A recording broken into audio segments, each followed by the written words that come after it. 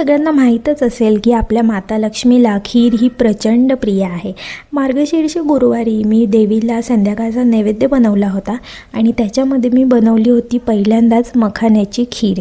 मखाना हा हेल्दीही असतो हे आपल्याला माहिती आहे, पण त्याची खीरही बनवलेली खूप उत्तम लागते आणि खूप टेस्टी लागते।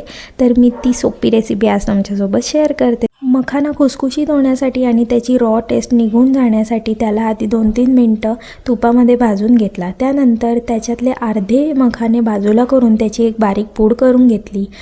त्याच पातेल्यामध्ये दूध तापवलं आणि त्याच्यामध्ये चवीनुसार साखर टाकली आणि तुमच्या आवडीचे ड्रायफ्रूट्स तुम्ही घाला। मी इथे फक्त बदाम घातले आहेत आणि चारोळी घातली आहे। नंतर माता लक्ष्मीला वेलचीसुद्धा खूप प्रिय आहे, त्यामुळे तुम्ही आठवणीने वेलची पूड घाला।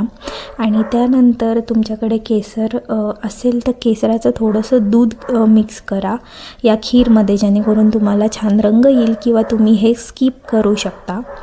त्यानंतर मखाण्याची जी आपण पावडर केली ती याच्यामध्ये घालून घ्या आणि हे दूध घट्ट होईपर्यंत त्याला ढवळत राहा।